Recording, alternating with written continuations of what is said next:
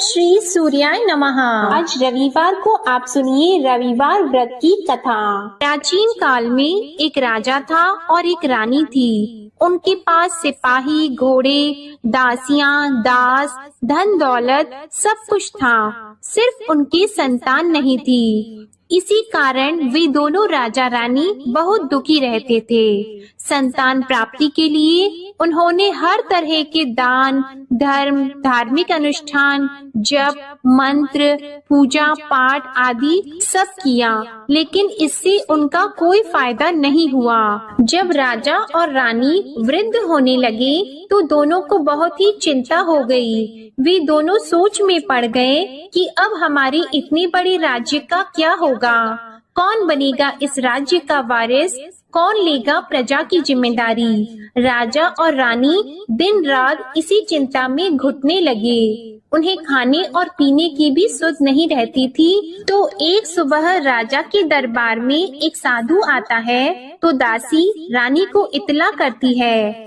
तब वह दासी से कहती है, ये मेरा अंतिम दान धर्म है, इसके बाद मैं अपने हाथों से कोई दान धर्म नहीं करूंगी। रानी चावल भरा छाछ हाथ में लेकर बाहर आती है और साधु की झोली में भिक्षा डालने आगे बढ़ती है तो उसके चेहरे पर छाई उद्विग्नता साधु की दृष्टि में आती है। वह उससे पूछता है कि रानी साहिबा, आपको क्या हुआ है, आपको क्यों इतनी उदासी हो गई है। तब रानी साधु को सारी हकीकत बताती है और सिसकने लगती है। उस पर वह साधु कुछ पल गंभीर हो जाता है और कहता है कि चिंता मत करो रानी साहिबा, आपकी संतान की इच्छा पूरी हो जाएगी। आपकी कोख से एक पुत्र का जन्म होगा, मात्र वह 14 साल तक ही आप लोगों को मिलेगा।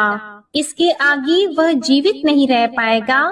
इससे बढ़कर आपको कुछ देना मेरे लिए संभव नहीं है। अपनी बात पूरी करते उसने अपनी झोली में हाथ डाला।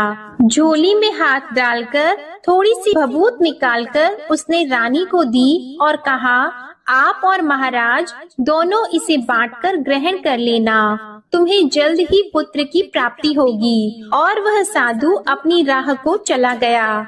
उसके जाने के बाद रानी सोचने लगी कि 14 साल तो 14 साल ही सही, उतने समय के लिए हमें पुत्र तो मिलेगा, यही काफी है। उतने साल तक मैं उसे जी जान से बड़ा करूंगी, उसे ढेर सारा प्यार और दुलार करूंगी, अपनी संतान की मुराद पूरी करूंगी। उस रात अपना सारा राज गाज खत्म करके राजा जब रानी के महल में गए तो रानी ने राजा को सारी बात बता दी और साधु की दी हुई भभूत राजा को दिखाकर बोली कि साधु महाराज ने ये भभूत हम दोनों को ग्रहण करने के लिए दी है। राजा बोले, इतना दान और धर्म किया, जप और तप किया, उसका कोई फल नहीं मिला। अब इस भभूत से हमें क्या संतान प्राप्त होगी। उस पर रानी बोली, जब इतना सब कुछ कर लिया तो अब ये भी सही, क्यों हम उस साधु के क्रोध को बुलावा दें। राजा को अब किसी बात पर विश्वास नहीं था, पर रानी को दुख ना पहुँचे इसलिए वह राजी हो गया। और राजा रानी दोनों नहाते धोते हैं, फिर अपने भगवान का नाम का स्मरण करते हैं, अपने पुरखों को स्मरण करते हैं और उस साधु महाराज का नाम स्मरण करके वह भभूत बांटकर दोनों खाते हैं। उसके बाद दोनों निश्चित होकर सो जाते हैं। तो कुछ दिन गुजर जाते हैं और साधु द्वारा कहे अनुसार रानी गर्भवती हो जाती है। उस पर राजा और रानी दोनों की खुशी गगन में नहीं समाती। राजा रानी से बोलते हैं, महारानी सचमुच साधु महाराज की कृपा हो गई। तो 9 महीने बाद रानी ने एक सुंदर पुत्र को जन्म दिया।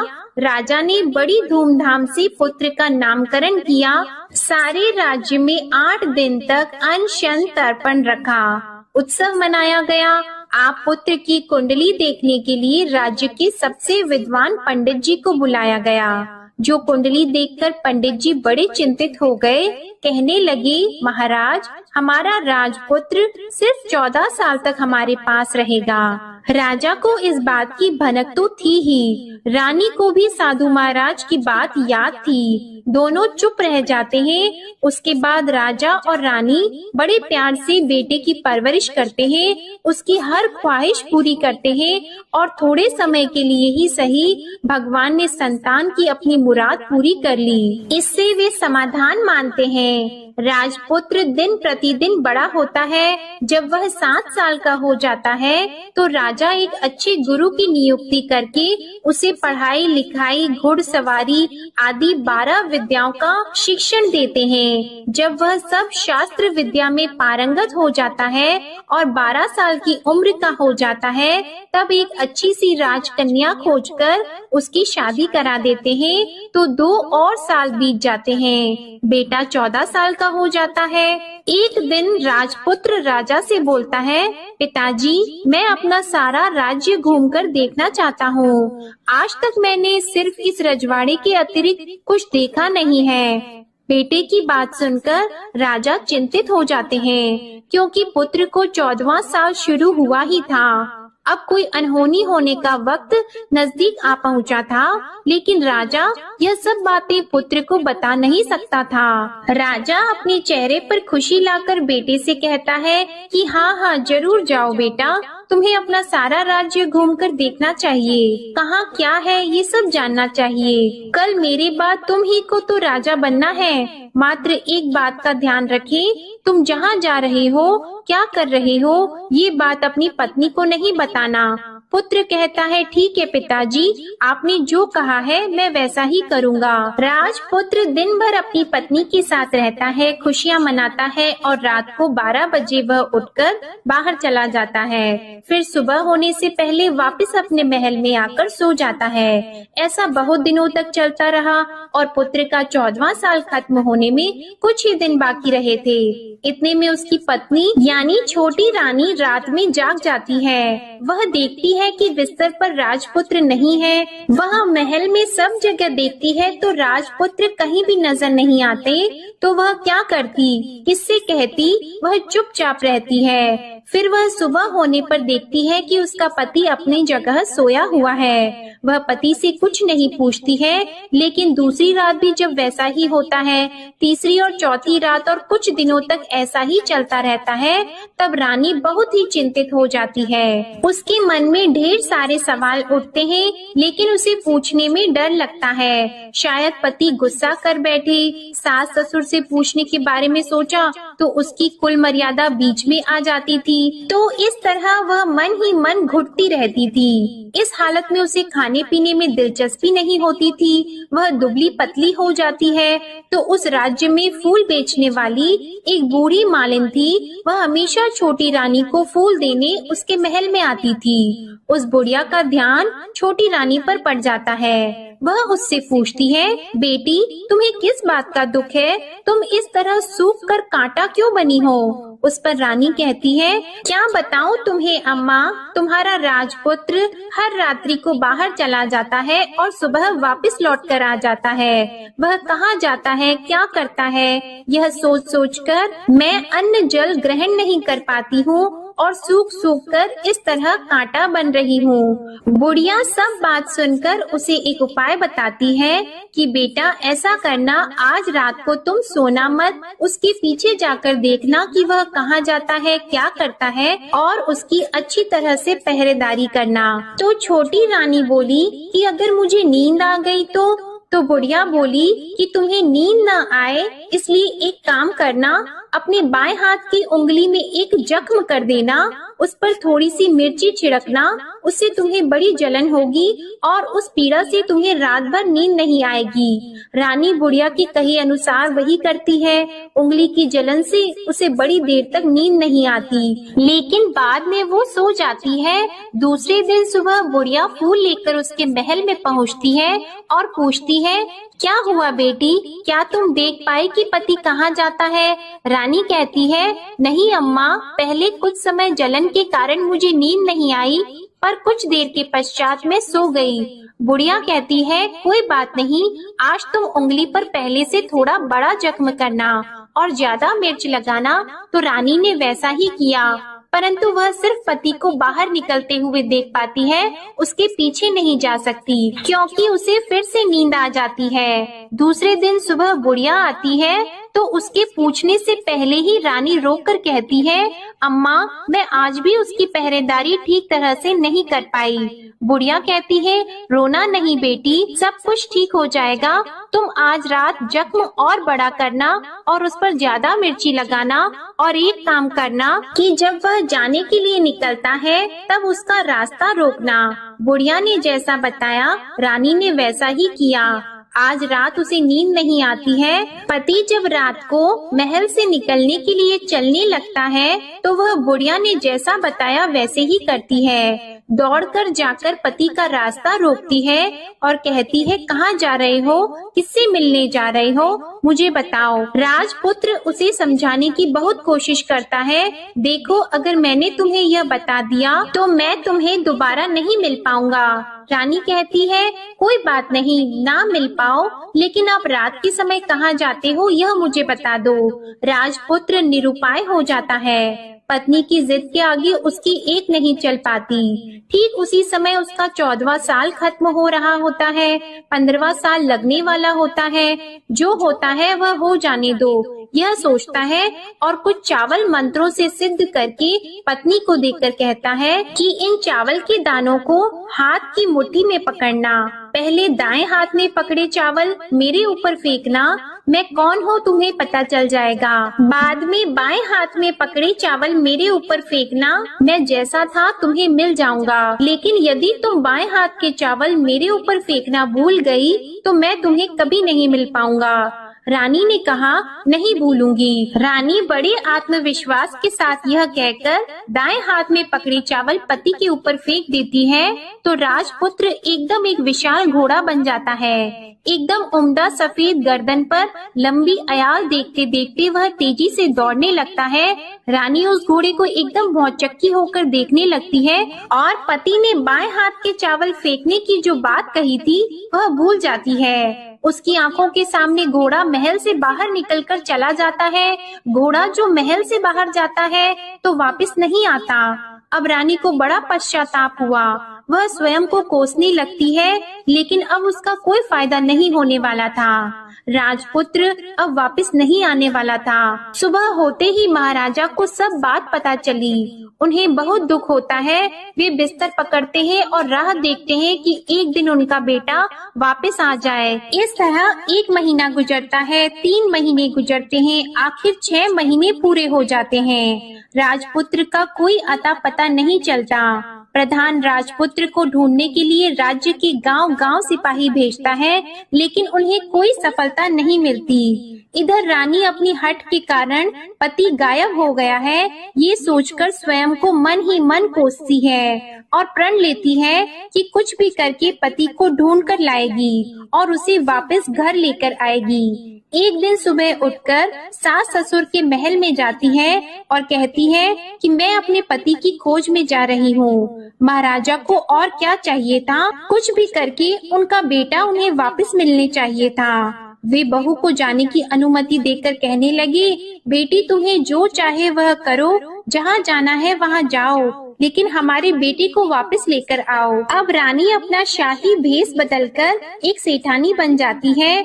कुछ दासियों को, कुछ नौकरों को साथ ले लेती है, कुछ सामान साथ ले लेती है और राज्य की सीमा पर जाकर वहाँ एक भोजनालय खोल देती है। वहाँ आने वाले सब यात्रियों को खाना मुफ्त में देने लगती है। मात्र एक शर्त रखी कि खाने वाले को उसकी देखी हुई कोई अजीब चीज उसकी मालकिन को यानी राजकन्या को बतानी पड़ेगी। तो वहाँ आने वाला हर नागरिक अपनी तरफ से मैंने ये देखा, मैंने वह देखा कहकर वहाँ से मुफ्त खाना खाकर जाता था। परंतु रानी को जो बात चाहिए थी वह अब तक नहीं मिली थी। ऐसे ही कुछ दिन बीत गए तो रानी के महल में फूल लेकर जाने वाली बुढ़िया के एक बेटा और बहू थे।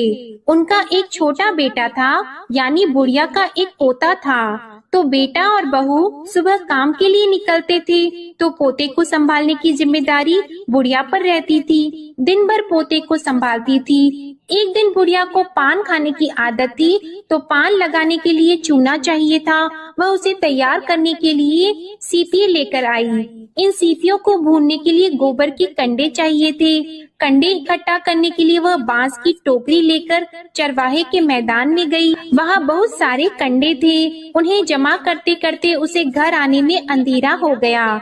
इस ओर शाम होते ही काम से वापस आकर बेटा और बहू घर पहुँचे, तो देखा कि बच्चा घर पर अकेला है और रो रहा है। वे दोनों गुस्से से लाल पीले हो गए। इतने में बुढ़िया घर आ पहुंची। बेटे ने पूछा, पोती को घर अकेला छोड़कर कहाँ गई थी? बुढ़िया बताने लगी कि मैं गोबर के कंडे इकट्ठा करने गई थी। इस पर बेटा बोला, दोबारा बच्ची को अकेला घर पर छोड़कर यदि कहीं गई तो मैं तुम्हें बहुत पीटूंगा। बुढ़िया कहने लगी, नहीं बेटा, फिर कभी ऐसा नहीं करूंगी। लेकिन दूसरे ही दिन बुढ़िया वह बात भूल गई और फिर चरवाहे के मैदान पर कंडे इकट्ठा करने चली गई। शाम को जब बेटा और बहू काम से वापस लौटे, तो देखा कि बच्चा घर पर अकेला है और रो रहा है। अब उसके बेटे की सहन शक्ति खत्म होने लगी और बुढ़िया के वापस आने पर उसे घर से निकाल दिया। बुढ़िया रात भर घर के बाहर अंधेरे में बैठी रही और सुबह होते ही हाथ में टोकरी लेकर कंडे इकट्ठा करने के लिए निकल गई। उस दिन उस पर कंडे इकट्ठा करने का मानो पागलपन सवार हो गया था। कंडे इकट्ठा करते करते जब अंधेरा हो गया, उसे मालूम ही नहीं चला। उसे जब ध्यान आया तो गांव का रास्ता भी ठीक तरह से दिखाई नहीं दे रहा था। वह अंधेरे में आंखें फाड़कर देखती देखती किसी तरह आगे निकल पड़ी। तो एक कपिला गाय छन छन की आवाज करते गली की घंटी बजाते ठुमक कर उस मैदान पर आ गई। उसे देखकर बुढ़िया सोचने लगी कि इस गाय के पीछे पीछे जाऊंगी तो गांव तक पहुंच जाऊंगी। तब बुढ़िया उसके पीछे पीछे जाने लगी। वह गाय उस मैदान से लेकर एक एक करके 6 मैदान पार करती है। आखिर में वह 7वें मैदान तक पहुंचती है। तो क्या होता है कि उस मैदान पर एक बड़ा सा पत्थर है। गाय जाकर उस पत्थर को अपना सींग मारती है। जब गाय ने सींग मारा तो वह पत्थर दूर हट गया और पाताल में नीचे जाने की सीढ़ियां दिखाई देने लगी। तब वह गाय उन सीढ़ियों से नीचे जाने लगी। बुढ़िया वह सब देख रही थी और झट से जाके गाय की पूंछ को पकड़ लिया। वह गाय के साथ नीचे पाताल में पहुंच गई और तुरंत ही गाय की पूंछ छोड़ दी और इधर उधर देखने लगी। उसने देखा कि वहाँ दीप और दिए जलते हैं और तेज रोशनी गाय के ऊपर पड़ती है और वहाँ अद्भुत घटनाएं घटने लगती है। गाय के नीचे जाते ही उसके गले में अपने आप सांकल पड़ गई और छम छम करके कोई दूध आड़ी में गाय का दूध दूहने लगा। लेकिन जो भी कोई वह कर रहा है वह मात्र दिखाई नहीं दे रहा है। बुढ़िया बहुत घबरा गई, कहाँ आकर फंस गई यह सोचने लगी और यहाँ वहाँ छिपने के लिए जगह ढूंढने लगी। लेकिन उसे कहीं भी जगह नहीं मिली। हर जगह उजाला ही उजाला था। तो वह एक कोने में खड़ी हो गई और जो कुछ सामने हो रहा था उसे चुपचाप देखने लगी। उसने देखा कि वहाँ एक उम्दा सफेद घोड़ा और 2 कुंड थे। उसमें से एक कुंड में उस घोड़े ने छलांग लगाई और ऊपर आ गया और उस घोड़े को अब राजपुत्र का रूप प्राप्त हो गया।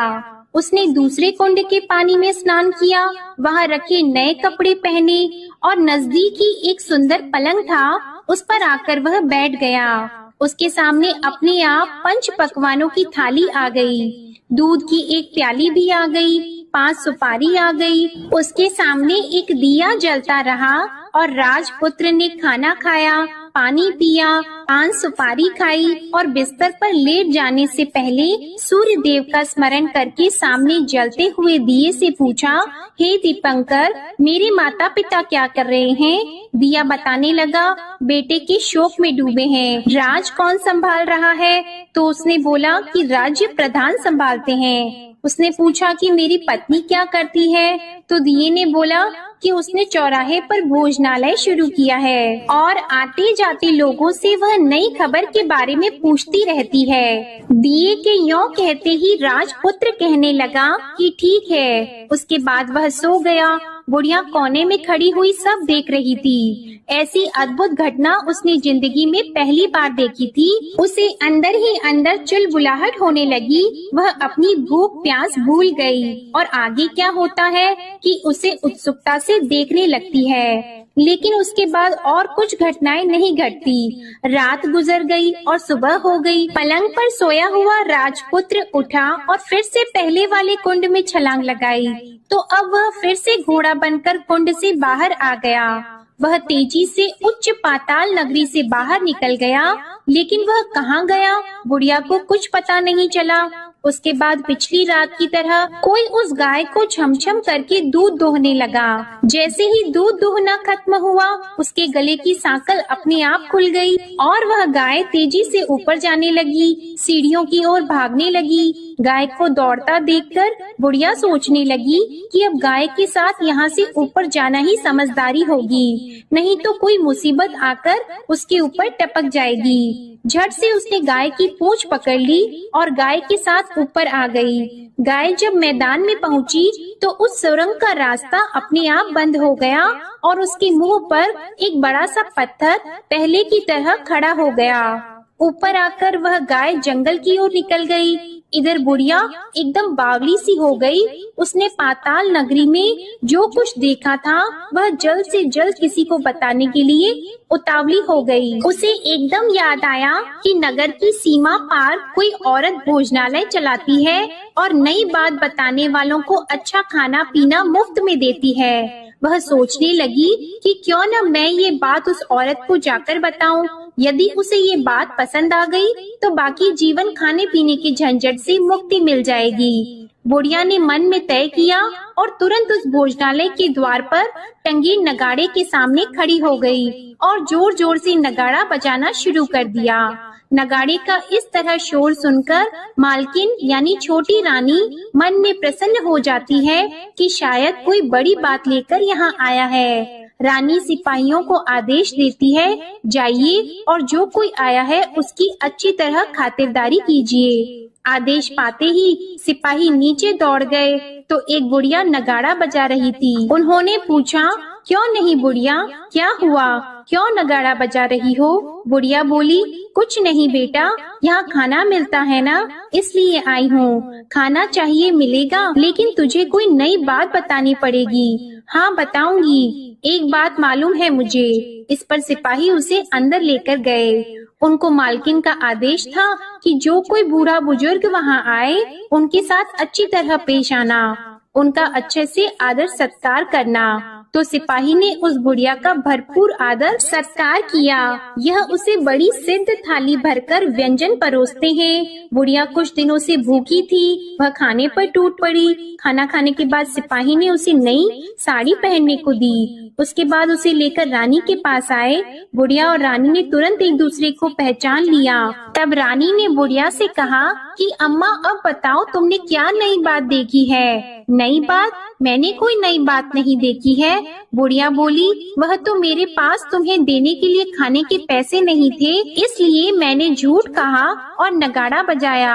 रानी ने कहा, अम्मा घबराना नहीं, मैं किसी को तुम्हारा नाम नहीं बताऊंगी। फिर भी बुढ़िया ने कहा कि मेरे पास कोई नई बात नहीं है। इस पर रानी ने उससे कहा, देखो अम्मा, यदि तुमने मुझे वह नई बात बताई तो जिंदगी भर मैं तुम्हारी देखभाल करूंगी और तुम्हें रानी माता की तरह रखूंगी। अब बुढ़िया बताने को तैयार हो गई। उसने जो कुछ उस चारागाह वाले मैदान पर देखा था वह सब कुछ कुंवर रानी को बता दिया। बुढ़िया की वे बातें सुनकर कुंवरनी को यकीन हो गया कि वह राजपुत्र उसी का पति है। वह तुरंत बुढ़िया से कहने लगी कि अब माँ मुझे उस जगह पर ले चलो।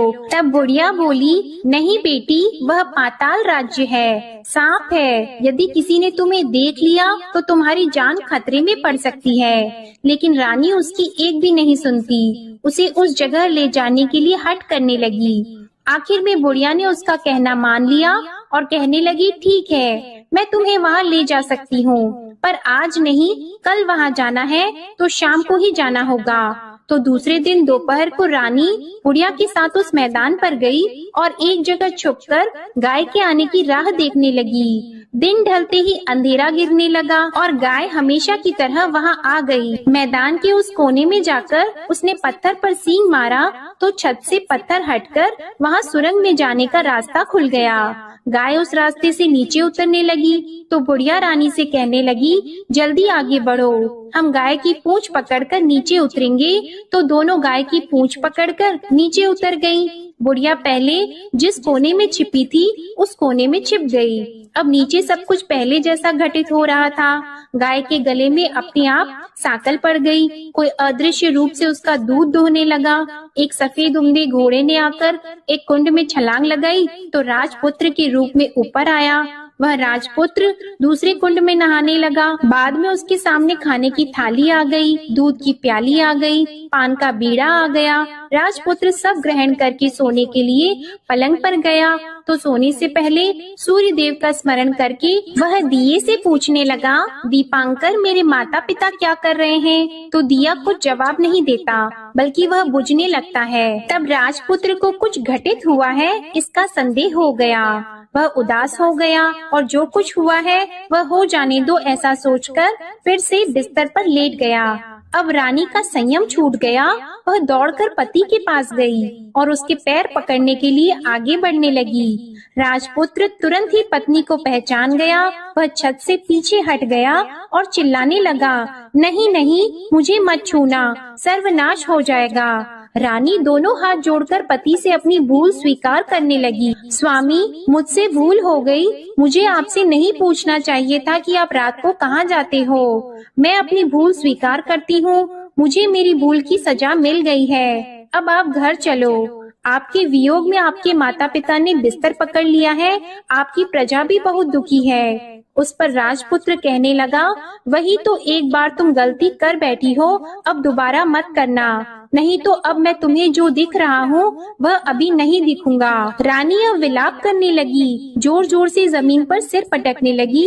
राजपुत्र के मन में उसके प्रति दया उत्पन्न हो गई। वह उससे कहने लगा, यदि तुम मुझे पाना चाहती हो तो तुम्हें एक काम करना होगा।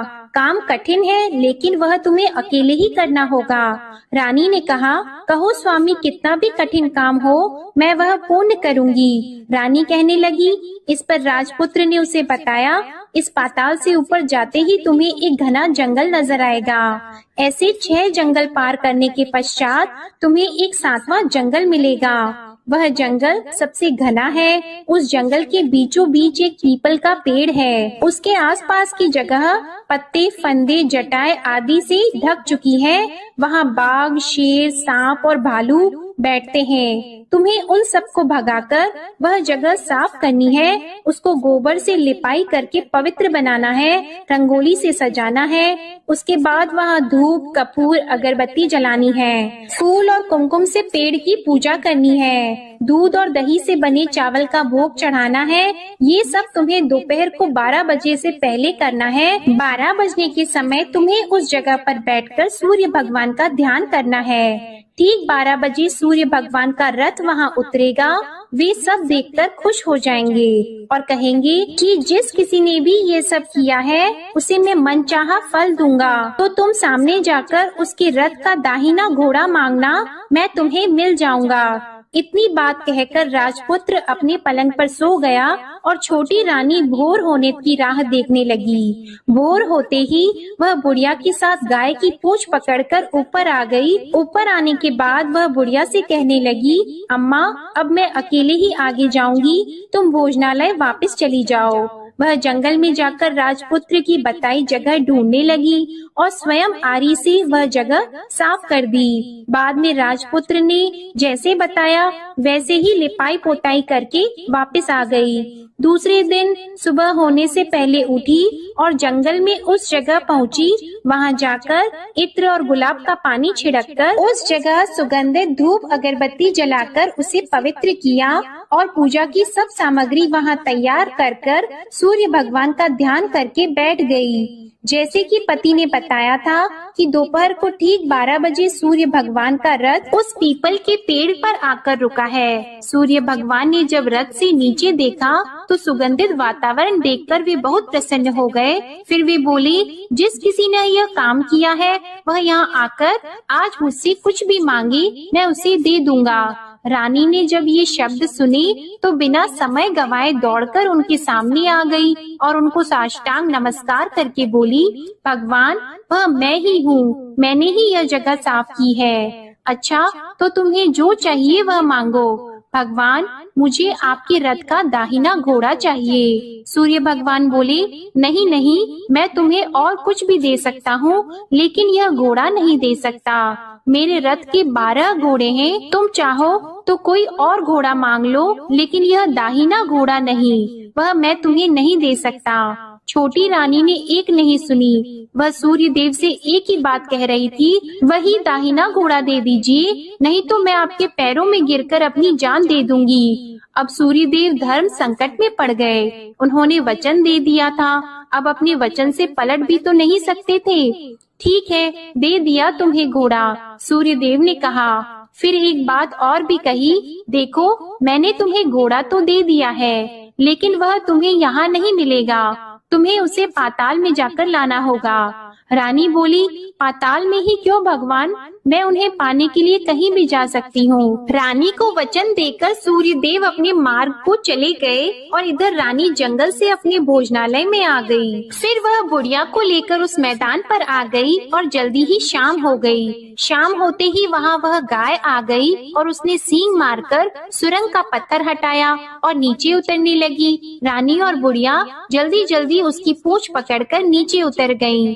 नीचे पाताल में सब घटनाएं पहले की तरह ही घटने लगी। घोड़े का एक कुंड में नहाकर राजपुत्र बन जाना, नहा धोकर पलंग पर जाकर बैठना, तो उसे खाने की थाली, दूध की प्याली आना, पान का बीड़ा आना। लेकिन आज एक नई बात घटी। आज 2-2 थाली, 2-2 दूध की प्याली और 2-2 पान के बीड़े उसके सामने आए। वह कुछ नहीं बोला। अपने हिस्से की थाली खाकर, दूध पीकर और पान का बीड़ा चबाकर वह सोने चला गया और हमेशा की तरह दिए से पूछने लगा, दिए दिए दीपंकर, मेरे माता पिता क्या करते हैं? दिए ने बताया, वे दोनों तुम्हारे शोक में मरने की स्थिति में पहुंच गए हैं। ऐसा? झट से उसकी आंखों में आंसू टपकने लगे। फिर वह पूछने लगा, दिए दिए दीपंकर, मेरा राज्य कौन चला रहा है? तुम्हारा राज्य प्रधान चला रहा है और वह सब कुछ हड़प चुका है। वह प्रजा पर बहुत अत्याचार कर रहा है। यह सुनकर राजपुत्र को बहुत गुस्सा आया। वह गुस्से से अपनी मुट्ठी भींचने लगा। अब वह पूछने लगा, दिए दिए दीपंकर, मेरी पत्नी क्या कर रही है? अब दिया कुछ नहीं बोला और चुप रहा। अब रानी का संयम जवाब दे गया। वह दौड़कर पति के गले लग गई। अब मैं तुम्हें मिल गया। राजपुत्र कहने लगा, सच कहते हो? अब आप फिर से घोड़ा तो नहीं बनोगे ना? नहीं, दोबारा घोड़ा नहीं बनूंगा। तुमने जो इतने सारे कष्ट उठाए हैं मुझे पाने के लिए, इसलिए सूर्य देव ने मुझे सदा के लिए घोड़े के जन्म से मुक्त कर दिया है। राजपुत्र ने बड़े प्यार से कहा और उसे गले लगाया। उसके आंसू पोंछे और कुछ देर के पश्चात सुबह हो गई तो गाय की श्रृंखला टूटकर वह ऊपर भूलोक जाने लगी। रानी, राजपुत्र और बुढ़िया उसकी पूंछ पकड़कर ऊपर आ गए। ऊपर आने पर वे सीधे भोजनालय में पहुँचे। वहाँ का सब सामान लोगों में बांट दिया और उसको ताला लगाकर अपने राज्य में लौट आए। राजपुत्र वापस आता है और उसके तेवर देखकर प्रधान घबरा जाता है। राजपुत्र ने उसे बंदी बनाकर कैद खाने में डाल दिया और राज्य की बागडोर अपने हाथ में ले ली। उसके बाद वह अपने माता पिता को मिलने उनके महल में गया। तब राजपुत्र क्या देखता है कि उसके माता पिता उसके शोक में अस्थि पंजर बने हुए हैं। पुत्र को वापस आया देखकर मरणासन राजा रानी की आंखों से टप टप आंसू बहने लगे। इन दोनों ने पुत्र को गले लगा लिया, उसे प्यार से सहलाया और इतना होने के बाद उनकी सेहत में एकदम सुधार आने लगा। वे अब बिस्तर से उठकर बैठ गए हैं, पुत्र को आशीर्वाद देने लगे हैं। राजपुत्र के आने की खबर तुरंत ही राज्य में फैल गई। प्रजा खुशी से फूली नहीं समाई। प्रजाजन राजमहल के सामने इकट्ठा हो गए। राजपुत्र ने भी उन्हें दर्शन दिए और आज से उन्हें कोई दुख नहीं पहुंचाएगा, ऐसा वचन भी दिया। अब राजा अपने पुत्र का राज्याभिषेक करके उसे सिंहासन पर बिठाता है और बहू को महारानी का दर्जा देता है और स्वयं अपनी पत्नी के साथ ईश्वर स्मरण करते खुशी से दिन बिताता है। महाराजा बना राजपुत्र अच्छी तरह से राज्य चलाने लगा और अपनी पत्नी के साथ सुख शांति से जीवन बिताने लगा। उस बुढ़िया को रानी ने अपने ही पास रख लिया और उसकी अच्छी तरह से देखभाल करने लगी। बुढ़िया और उसके बुढ़ापे के दिन खुशी से गुजरने लगे। प्रेम से बोलिए सूर्य नारायण भगवान की जय। आपको आज की कथा पसंद आए तो वीडियो को लाइक करना मत भूलिएगा, शेयर कीजिएगा, कमेंट में भगवान श्री सूर्य नारायण की जय लिखिएगा और चैनल को भी सब्सक्राइब करिएगा। इसी के साथ आज आप हमारे चैनल पर कार्तिक मास महात्म्य की कथा भी जरूर सुनिएगा। प्रेम से बोलिए श्री सूर्य नारायण भगवान की जय।